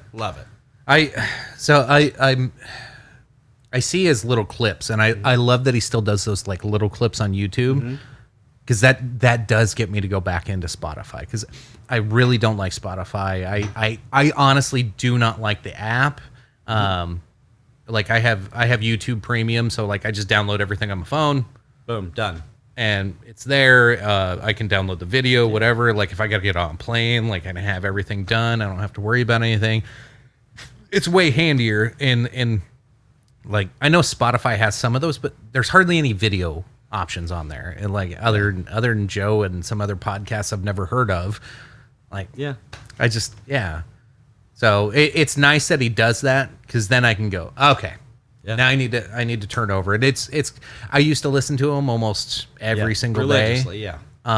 But I didn't care who was on. No, I didn't. It was always such a great conversation and learning and the Jake the Snake Roberts episode. Oh my god! Jesus, that was awesome. It was so great. Neil deGrasse Tyson. Yeah, every time. I freaking love that. He dude. was just back on. Yeah. I watched like a quarter of it, but yeah. Yeah, it's my weekend time killer now. Like that's the only time I watch Rogan is. Yeah, I like it in the background as I'm writing quotes and whatnot. Yeah, and then I'll hear something and I'll be like, oh, hold on. Pause. Rewind. What the hell was that? What are they looking at? Yeah. No, that was 100 mil though. Hey, he said it before that he had FU money. Yeah. He got that from the sitcoms, and now he really does. Yeah. And it's a next level FU money right there. It's really cool because I'm guessing, because I didn't have to pay for Spotify to get his podcast, so I'm guessing that was a writer by him that said, no, people get this for free. Right. I mean, good on him for being, a 100 millionaire and being able to pull that off. No shit. Yeah. It's a good deal. Yeah. We can all only hope and dream, right? Jesus. Oh, jeez. Somebody offer that. Right. It's ridiculous. That's a ridiculous amount of money for him. Right. Well, then again, you'd be famous to the point where you couldn't walk. You couldn't do it the right way. Yeah. You couldn't go to a grocery store or a restaurant or whatever. No. It'd be horrific. No. Yeah. So your boy's 14. He's big into fishing. Mm-hmm. Do much hunting? We're going to. So I bird hunt, and it's been years since I have. Yeah, but same here. I like turkey hunting. I like pheasant hunting. Yeah. I really like working the dogs. It's so cool to watch that dog light up. When they get on a bird and they start acting mousy and just the DNA ingrained. You get to see the wild animal of them coming out. Yeah. And that is awesome. Addictive personality. That's why I never picked up deer hunting. Yeah. Because there goes all my vacation. That's a lot of money. It's a lot of time. Yeah. And everyone I know shoots them, so if I ever want venison, I can have it. Yeah. But yeah, that's coming. I think we're probably going to do a Canada fishing trip here pretty quick. Sounds awesome. Yeah, only been once. It was a great time. So, yeah, get both boys up there, casting lines. Yeah, that'd be a good time. Yeah. My son wanted to get into archery, and my son, I am scared to death. He is way too much like me in the sense that like he sees something and he goes, I want to do that. Yep. And so he's 12. So right now he wants to be an engineer. He wants to he's got all. He'll go on for like 2 hours just telling you all the things that he wants to do and what he wants to be when he grows up. And it's like, okay, I'm glad he has some direction and thought of what he wants to be, because at 12 I didn't give a shit. But then with his grandpa up here this last week, we went out. He wanted to learn about economics. It was another thing. He's like, it's summer. He knows what he needs to work on. He needs to work on math. He kind of sucks at fractions and a couple of things, but he's like, if I want to be an engineer, I need to know math and I need to be able to understand these concepts. So he's going to practice math all summer. I'm like, okay, go for it, kid. And then he's like, but I also want to learn about economics. I'm like, okay, like, how do you want to go about this? Like regional economics or like? Well, I'm like, how do you want to go about this? He's like, I just want to know more about economics and kind of how money works and how the economy works in general. I'm like, okay. So I took him to Barnes & Noble, found a couple of quick little books for him, like you got some pictures, some graphs, and give you the basic ideas and things. And I'm like, shit, when you learn something, tell me about it. Maybe you'll teach me a couple things and it'll be a good old time. So as we're there, of course, Grandpa sees Shields around the corner. Mm-hmm. And Grandpa remembered that he wanted to bow hunt. He wanted to practice, or not bow hunt, he wanted to practice archery.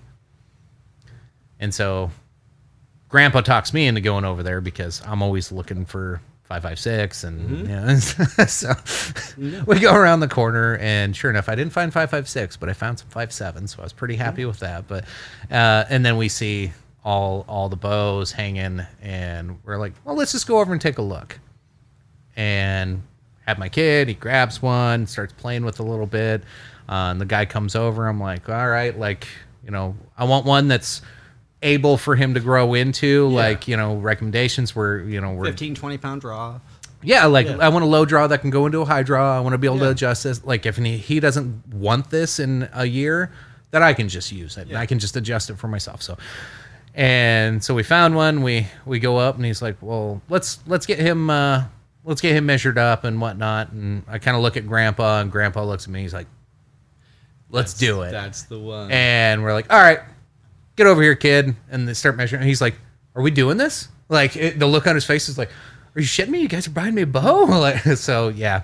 And so that's all he's been doing is practicing the draw and holding it and building up the muscle strength. That way when we go out and start throwing, slinging some arrows, he's going to be ready for it. So. We do it all the time out at the bus barn. Yeah. Where we live, and it's pretty great. Even in the winter, we go up top and set up a couple 3D targets and shoot up there. Just it's great for concentration. Even for kids. You know, to get in there and pay attention. Hit the target, don't hit the wall. Right. I don't want to put up plywood everywhere. Right. Right. Yeah. Pay attention to what you're doing. Yeah. It seemed like one of those. To me, it seemed like one of those things you could make it into a little hobby that doesn't get crazy expensive. Mm-hmm. You can get a little serious with, and not have to go crazy. But like, if you wanted to go crazy, you sure can. Like, oh yeah, there's 3D shoots every weekend. You can go compete in, or you could go be a deer hunter. Yeah. And most of my friends are deer hunters, and man, they spend every winter up in a stand. Yeah. Well, man, I want to go someplace warm with my vacation time. Yeah. Oh, geez. I hear you. Yeah. Now, that was one thing I talked to Craig about when he was here was, those types of things. It's I have to separate myself from my son on some of these because, like, with me, when I'm like, I'm gonna do this hobby, right? I get crazy with it. Like, I don't hold back. I'm gonna do this, and we're gonna do this, and I set dates, I set times, and nothing gets in the way of it. This is what I'm doing. Like, how much money is this gonna cost? Okay, like I'm putting this aside, and I'm gonna make sure I can budget this out, and I go crazy. You guys had a great quote, which I totally felt in my bones. Was I'm gonna jump in the deep end holding 2 bricks. 2 bricks. Yeah, go straight to the bottom. Yeah, I'm gonna do. I've been the same way my whole life. No. Whether it was bird hunting or kayaking or muscle cars or motorcycles or whatever, I've got to go all the way. Yeah. And then, what's that over there? Yeah. Exactly. Yeah. No, I think it's the right way to go because I think that's what stopped me from being so distracted. Mm-hmm. Is when that's what I used to do. I'd just be like, I kind of want to do that, so I would kind of do dabble. It. And as soon as it's like I realized it right away, I was like, I don't care that much, so I'm not gonna do it, and like I'm not gonna enjoy it. So as soon as I realized that, it didn't take me long, and I was just like, nope. Not doing that anymore. Like, we're going all in, baby. Let's do this. And then sometimes I'll look at something and be like, that looks interesting. I don't have the time or the money. Right. Like, I might be interested. I'll watch other people do it. Yeah. Yeah. My big vice now is auctions. And man, that's one of those ones I stay away from because I know how I'd be. I've got such a problem. Like, in the past, 5 months, I think I've bought 6 agricultural mowers, like brush hogs, flail mowers, and then I rebuild them, and then I get another one. It's like you're not reselling them. You're just not yet. Like, are you doing it for fun or I don't know. My hands, man. Yeah. If they're not idle hands, idle hands. Yeah. That's a real thing. Yeah.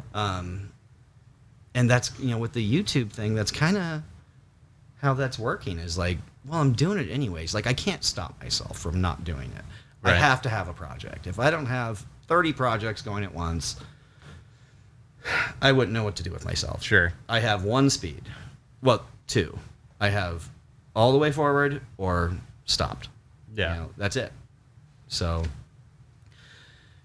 might as well videotape it. Yeah. Yeah. You know, and it's kind of cool. It took a while to figure out like microphones. Sure. Because at first I was just, and I'm still just using an iPad. Yeah. You know, but there's a lot of info out there. No matter what you want to do, whether tractors, race cars, motorcycles, Yeah. whatever. There's people out there that have made videos to show you how to do something. Yep. And that's really what it's all about. Like I was telling you, I did those brake lines this weekend. Yep. I'd never replaced all the brake lines in a 2005 Chevy Silverado. But somebody has. You know what? And they recorded it. There was 20-some videos of it.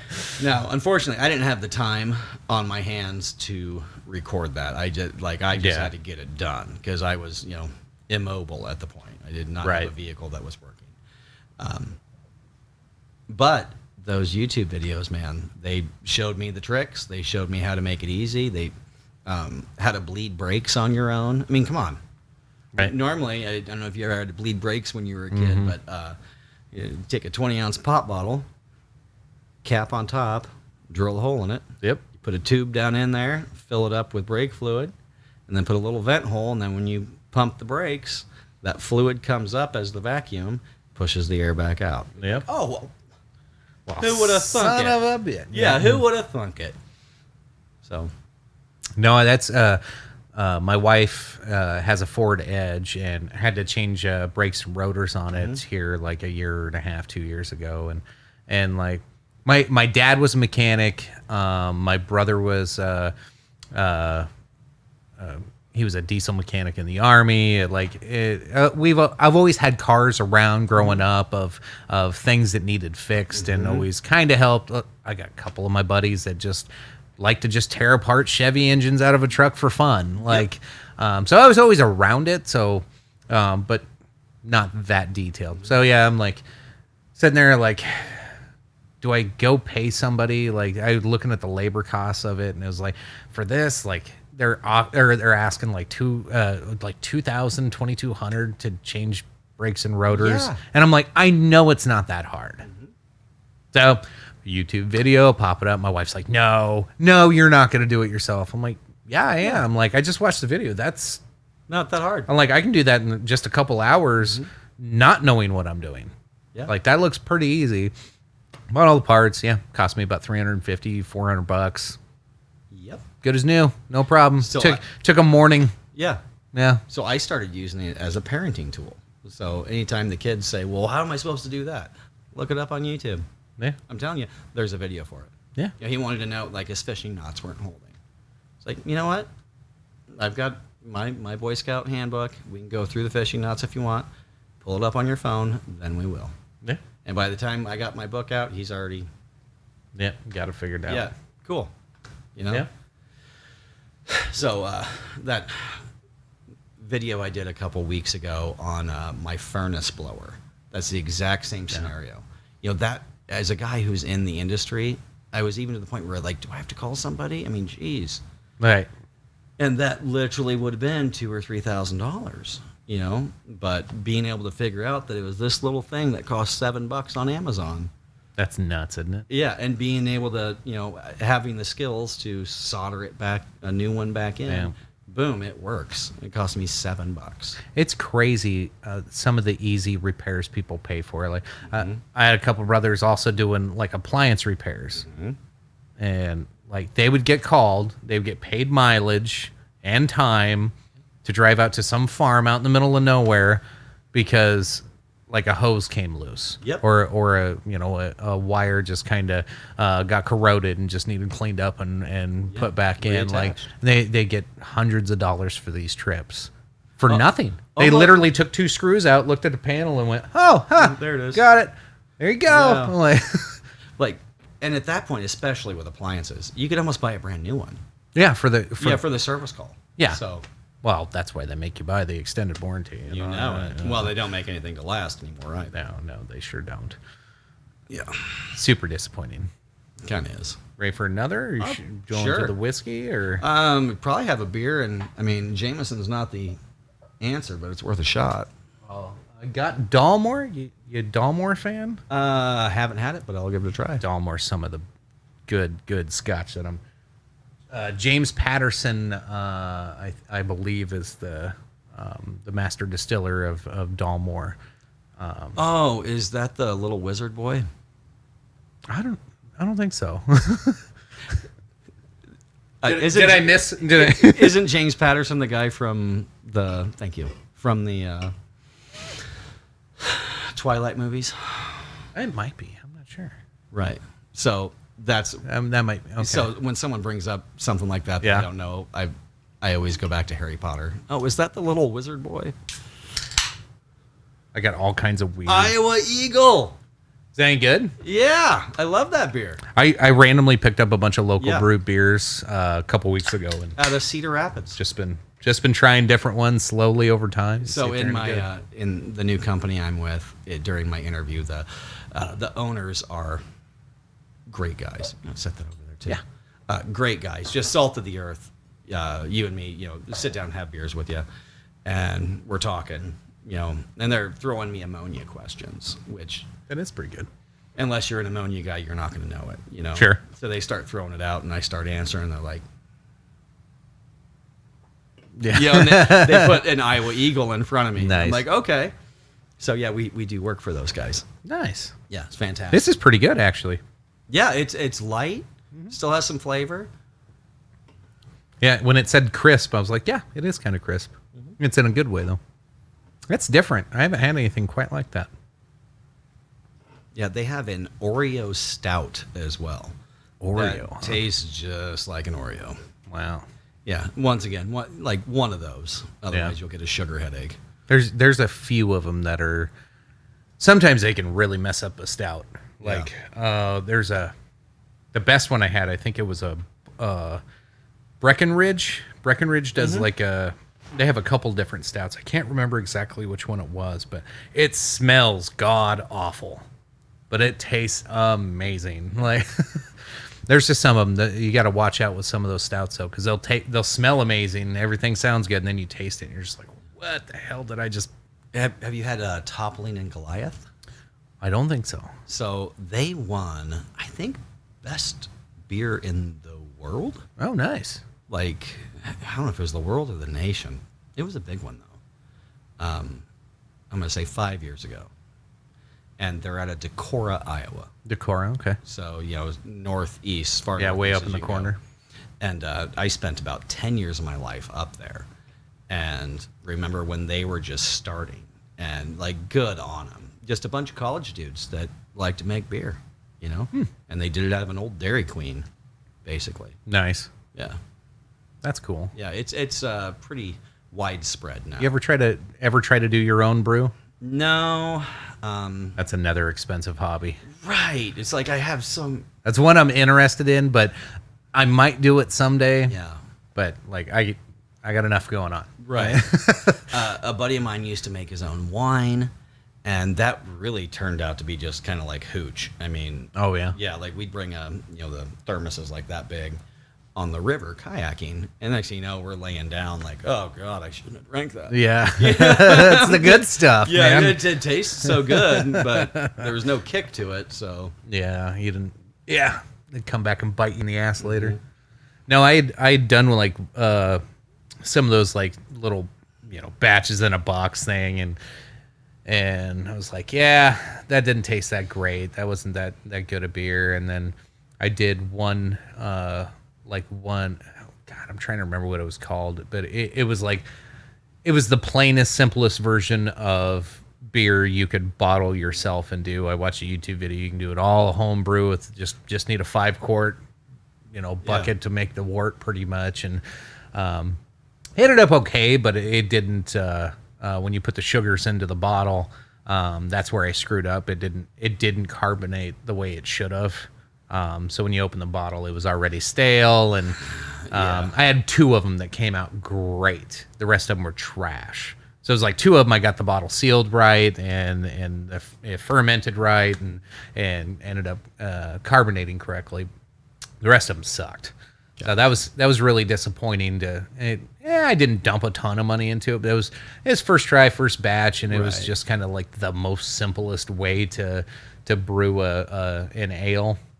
It was kind of fun experience, but it's like I did it that one time, and I'm like, if I ever do it again, I know how my mind works, and I was like, well, I'm pretty sure I'm gonna have this whole like rolling metal dolly of the I'm gonna have the 20-gallon wort going on. I'm gonna have all kinds of burners all over. My garage is gonna smell. The neighbors are gonna hate me. You can't park in the garage anymore. Yeah, exactly. Yeah, wife's gonna be mad. Yeah, that's how it goes. And that sounds like the most fun parts. Yeah. Right. So I started keeping bees a couple years ago. Really? Yeah, and they're so cool. They're so cool. But I wanted to make mead. Okay. And that's the one wine that I liked a glass of. It's super, super sweet. I couldn't ever have more than one glass, but I thought it'd be kind of cool to make my own. And somebody around me sprayed for dandelions, and my hives died. So still have all my hives. I think I'll get back into it next spring. And just had too many other things, Sure. Yeah. Sure. That's I'm trying to remember who was it. James Hetfield has his own beehives. Yeah. Like I learned so much listening to James Hetfield on a podcast talking about his beehives. Well, like Morgan Freeman, I think bought like 400 or 1,000 acres or something in Texas, and just put hives up, and he doesn't do anything with them. They're there. Oh wow. Yeah, just to let them do their thing. That's crazy. Yeah, it's awesome. And they're so cool. I remember, I forgot to put the screen in on a home-built hive, and I talked my youngest son into sticking his bare arm up there, to hold the screen so I could screw it down with wood screws. Was he doing that? Are you sure about this, Dad? Are you sure about this, Dad? I told him, because it's so true. If you have, honestly, if you have fear in your heart, right, you're gonna get stung. The pheromone, they sense it. That tells them to attack. If you got kindness in your heart and you reach up there, you're not gonna hurt anybody. They don't bother you a bit. They'll come up, they'll cover your arm, and then they fly away. So it's super cool. That is cool. How long did it take him? Did he jump right in? Oh, yeah. It probably took me 5 minutes to talk him into it. Gotcha. Because he was probably thinking I was screwing with him. Yeah. Because I'll pants. I don't think I could have talked my kid into it. I pull too many pranks on my kid, so yeah, he has some trust issues with Dad sometimes. Yep. I had to get down eye to eye. Dude, I'm telling you, not messing with you. Because when we're walking, he'll look back and he'll get over because he's afraid I'm going to pants him or something. Yeah. Yeah. You got to screw with those. Anytime I'm by the fridge and getting ice. Yep. Yeah. He's got to turn around and Dad got an extra handful of ice coming down. Yeah. It's going to end up in your pants, buddy. Yep. Pretty much. It's good stuff. Now. I gotta figure out. That's the other interest he has. So I want him to get more physically active. He's not interested in sports that much, and but we've always been big MMA, UFC fans, and I almost buy every pay-per-view, and me and my wife will just sit here and place dollar bets with each other, and I'll purposely lose just so they stay interested, because I think I'm the only one that really is knowing attention. What the hell is going on. That's a striker, that's a grappler, yeah. But my son's been paying more and more attention to it recently, and he wants to get into Brazilian Jiu-Jitsu, and I'm like, I love the idea. I love that he wants to. I'm like, man, I need to find a daddy son gym and jump in there with you. And I'm like, man, I know I'll get addicted to that. Yeah. So hard. I'll be breaking some bones and tearing some muscles, but overdoing it. Yeah, I know I'll go a little crazy with it, but I still want to. I'm like, I gotta get him signed up. I'm gonna have him do some beginner classes and stuff. I'm trying. I looked around here in town. I saw there's Pinnacle here in town. There's a couple, and I know there's a bunch in Des Moines and in Ankeny, and some big name ones too, but like I really don't give a shit. Like Josh Neer, like I remember Josh Neer from back in the day when he was in UFC, but like, I know Josh Neer's not going to teach my kid. Right. Like I know that's not what. Like I get it. You want his name on there, but I just looking for a place to where kid can go roll safely, learn some things, confidence. And, So being a Boy Scout. Yeah. And what the Boy Scouts are today, a little disappointing. Like I want my boy to have that. He watches Naked and Afraid with me every now and then. Like he loves to go camping. He loves to learn how to start his own fire. Like kids are hungry for this, and it's still there. It's got a bad stigma. And there's a lot of people just not comfortable with the Boy Scouts and of course everything gets again politicized and whatever, but like what needs to change with it? I feel that they need to just kind of rebrand. Yeah. Because I had some of my best experiences in Boy Scouts, playing Capture the Flag or Jailbreak all night at campgrounds. Oh my God, Capture the Flag. And so my dad was a scout leader, and his commanding officer in the National Guard was our scout master.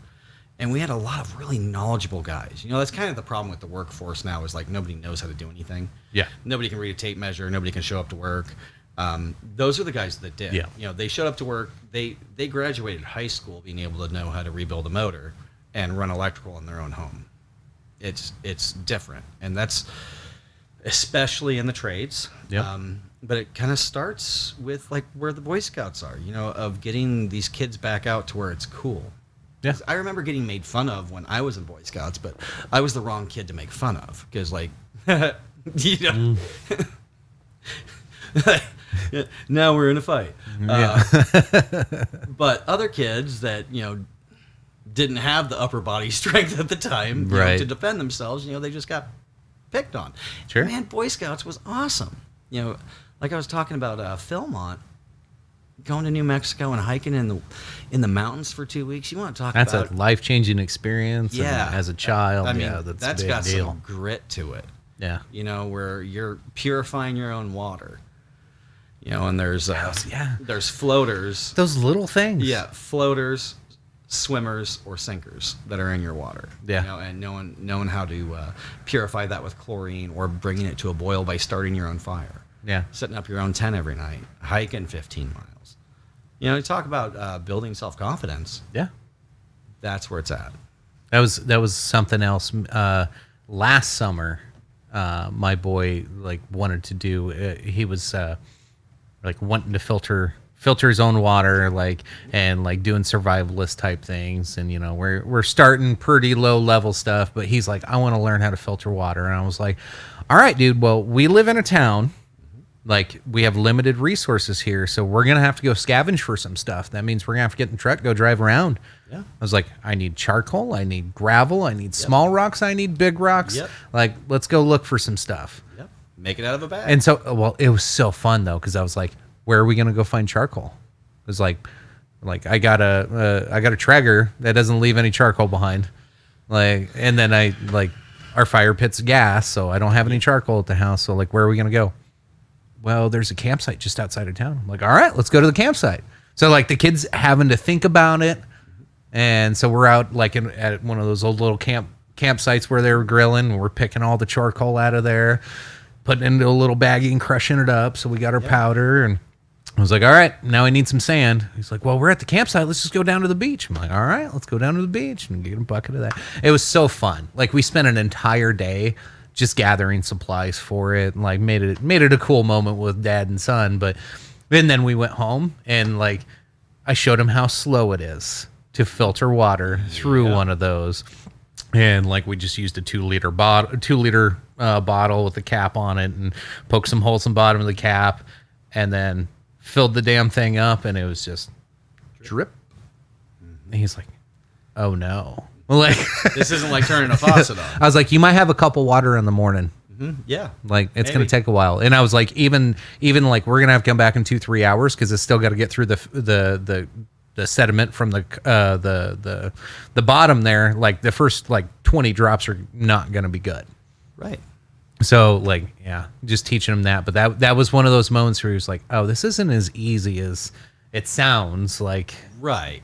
So like there's more to it. I was, as you were talking, I was thinking about Scouts and kind of how it sparked in my brain as a kid Yeah. the why and the how. Yeah. So like you're talking about, building a homemade water filter out of a bag with charcoal and small sediment, large sediment, Yeah. sand, to filter out those particulates. Well, it's the same thing with like the fire triangle. Mm-hmm. You need three things to start a fire, and that's a fuel source, a spark, and oxygen. You take one of those out and it doesn't work. Yep. So when you're teaching a kid, out at the bus barn, as we're making a bonfire, this is how it works. You take one of those away, it doesn't work anymore. And once again, that's, I think, from Scouts is where all that came, where I'm like, Right. now I want to know how everything works. Yeah. It kind of gets my brain moving. Yeah. Something I don't understand, now I've got to learn about it. I think there's a natural curiosity with that. Like my brothers were in Scouts, but I never joined, but I've always just had that natural, like, how the hell does that happen?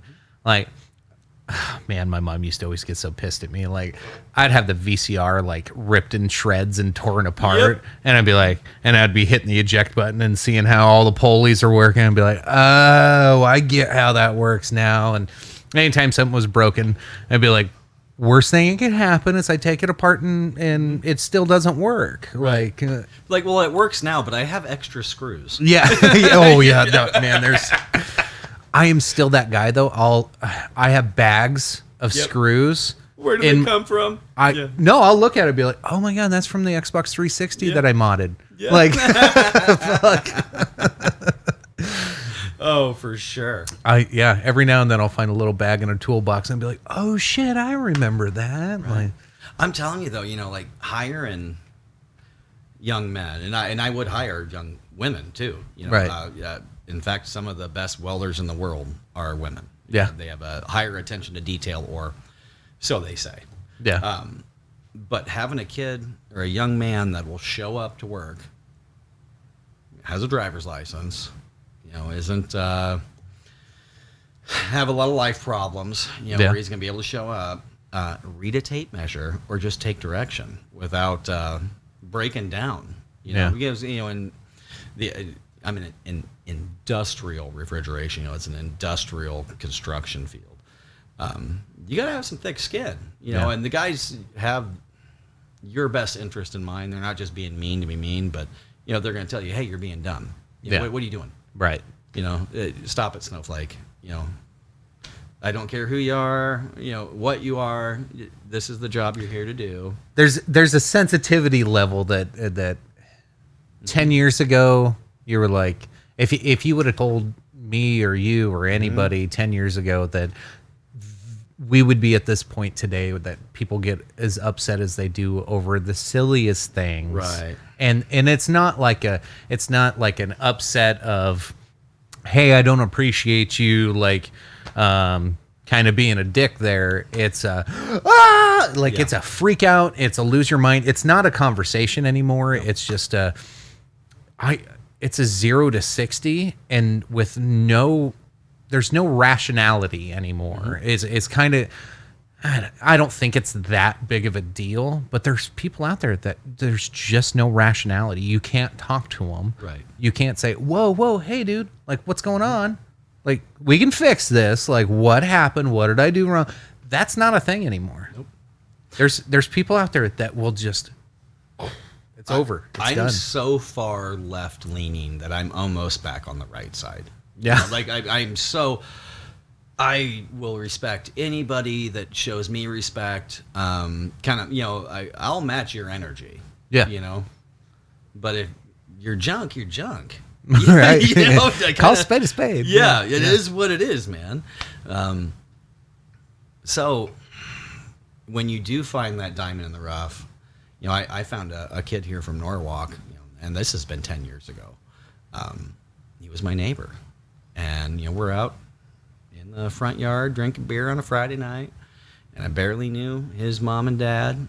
And this kid was always taking apart cars, putting them back together. I said, what's that kid's deal?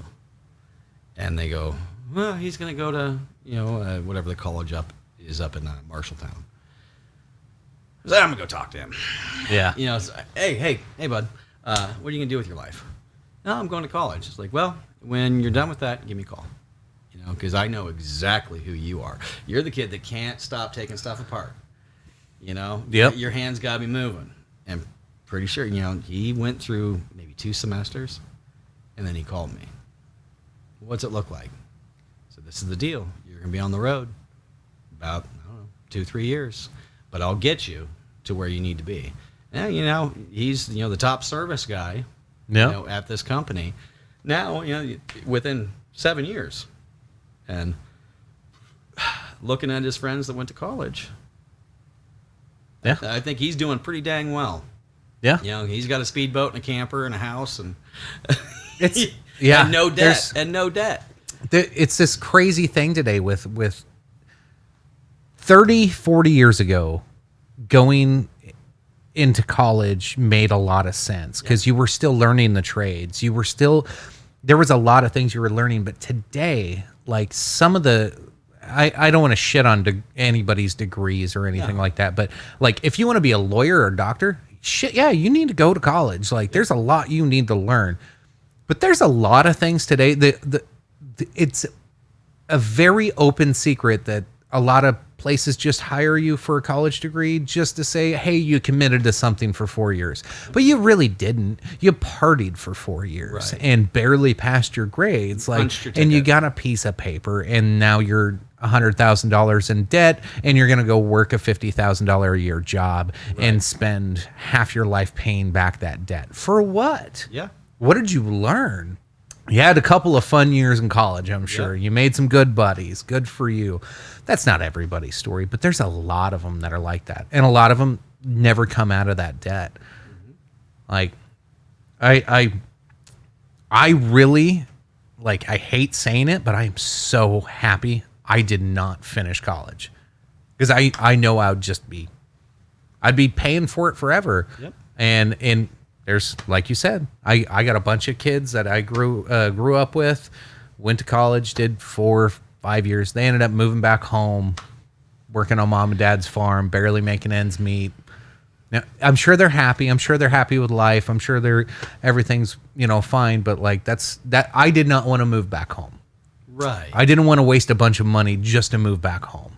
That's the way I looked at it. I was like, I want to get out of here. I want to be successful. I want to be happy, and I want to be independent financially from everybody. And the only debt I have is the debt I created to better myself. Right. Like buying a home or things like that. Like, okay, I signed up for that. Yeah. The college thing, I don't think most of them even know what they're signing up for. Nope. They're just like, okay, this is going to be fun. It's the next thing to do.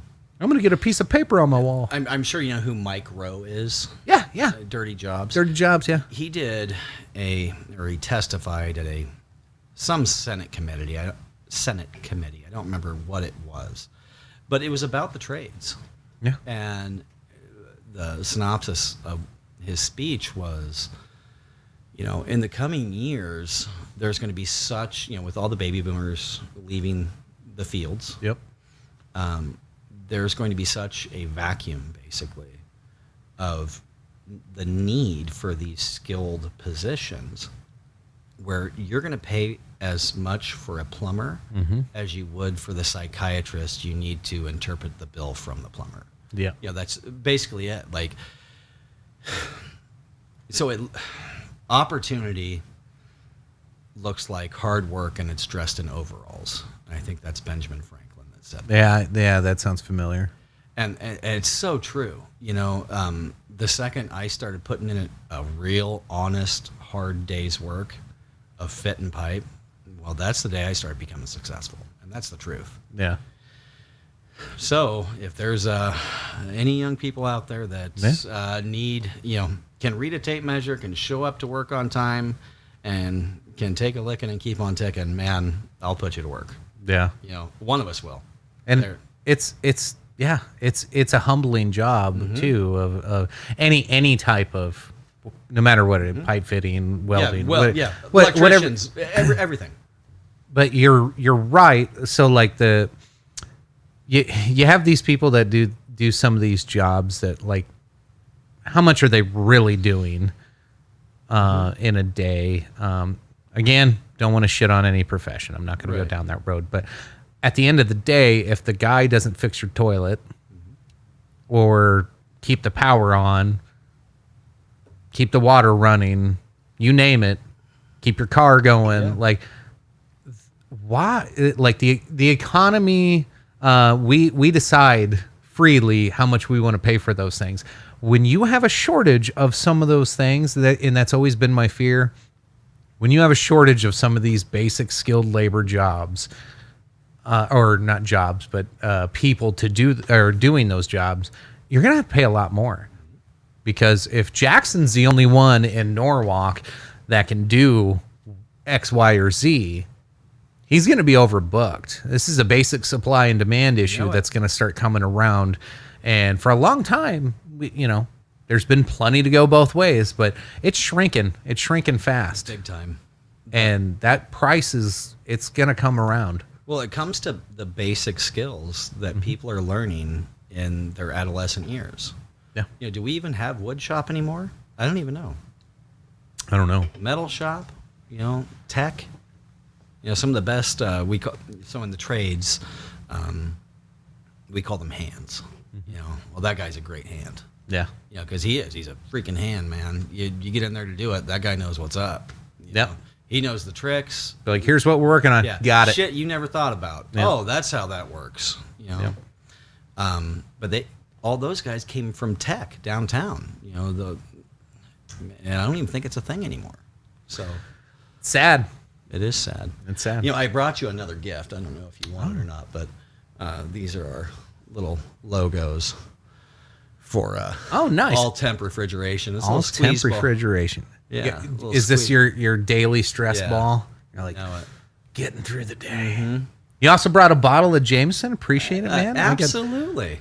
That's unexpected. Very surprised. Appreciate it, man. Well, I'm not one to just show up with empty hands. Yeah. Yeah, that's you were gracious enough to have me into your home, and it's pretty great to meet you. Yeah. This has been fun, man. It has been fun. Over 2 hours already. Yeah. I think we hit on. I don't think we hit on like 5% of what we could talk about. Probably not. We'll probably have to do it again sometime. Yeah. Well, I think we should go remote. I think we should have one out at the bus barn. Yeah, this stuff is pretty mobile. Doesn't Yeah. take much to take it along. We can shoot bows and arrows and target Jesus, practice. you're gonna get me in and, trouble. Yeah. Work on tractors and cut and steel with fire is cool. That's all there is to it. I've welded, but like it's been 15 years.